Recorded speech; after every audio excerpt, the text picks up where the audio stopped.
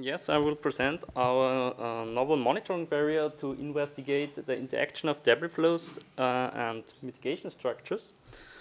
I will start with a short overview of the presentation. So I will talk a little bit about the problems of the designing value.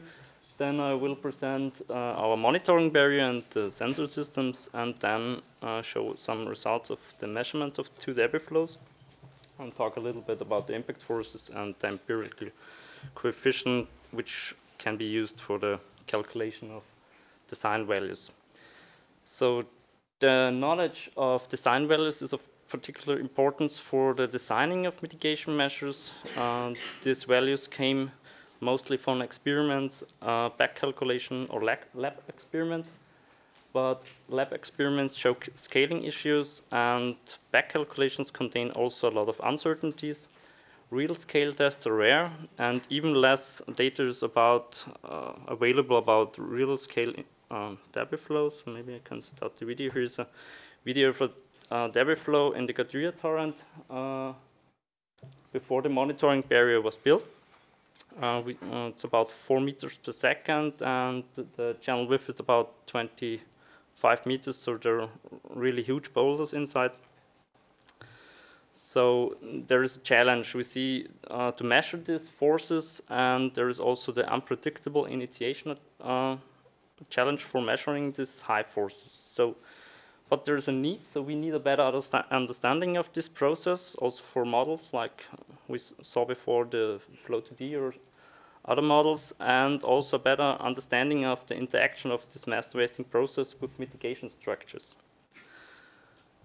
So this was the reason for the barrier. The idea behind this barrier was we separated this in different parts. So we have the flow process parameters, the impact load parameters, the structure itself, and also the geotechnical part.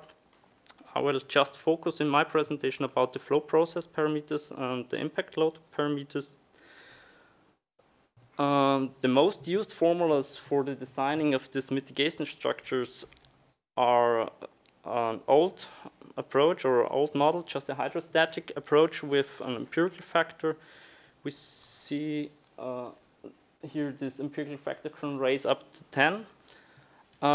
Nowadays, the most used model is the hydrodynamic one, but there's I will focus also on this one. So, but the range of this empirical factor is also quite big, and the Hertz pressure is just for grain impacts, also implemented in some standards. So, just to the monitoring side, so the monitoring barrier is situated in South Tyrol in the autonomous province in Bozen. The catchment area is about 6.3 square kilometers. We have an altitude difference about 1,500 meters, so from 3,000 to 1,400, where the barrier is situated. We have a high frequency of debris flows, so 1 to 2 debris flows per year due to high deformed metamorphic rock and thick glacial fluvial deposits. It's also a well-monitored area, so several other institutes and universities also working in this area. And we built this barrier 2016. On the left, here is the barrier and the schematic illustrations. So we put a lot of sensors inside this barrier. More than 50 sensors are installed now.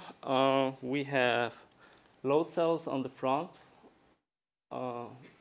We measure the flow height. We have force plates to measure the normal forces, and the second force plate can also measure the shear forces. Both force plates are equipped with pore water pressure sensors.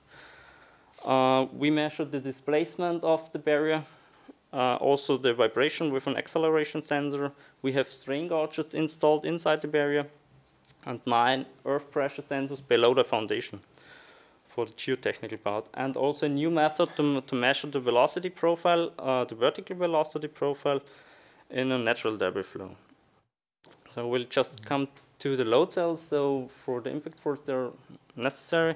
So we have a load capacity with the sensors up to 1 meganewton, with 14 load cells up to a height from 3 meters. Here are the force plates.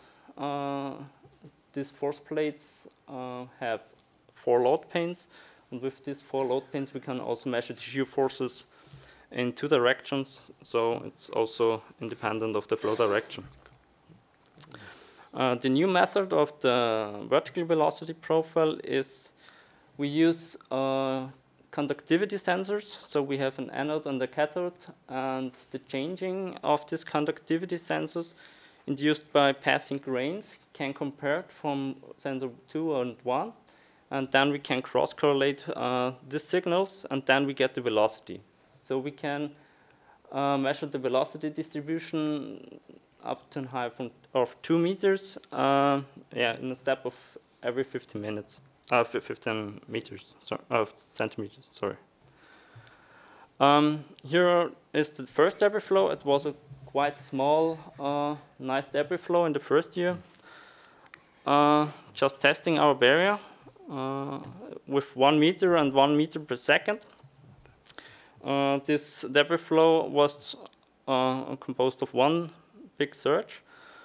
Here is the velocity profile. The red bar on top is the surface velocity. This was coming from a video analysis of particle tracking. And we see here the data of the force plates. So we are still liquefied near to 1. So the pore pressure and the normal stress is still equal. And we have exceed pore water pressures. Our sediment concentration was something like 0.6. And here is the third debris flow from last year. I can also stop the video. It's a little bit higher with bigger boulders inside. This show a main surge and then followed by 12 other smaller surges with less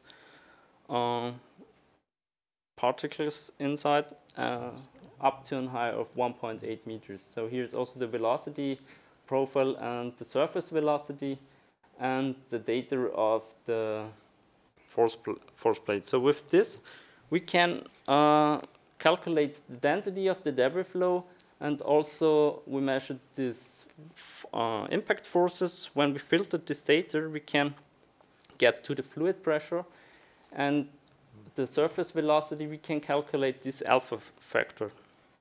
When we now compare this with lab experiments and other results, we see here's the alpha factor and the fruit number, there's dependency. So this model doesn't work quite well in low fruit regimes, and we are still in a fruit regime not higher than 2 with these 2 measured debris flows.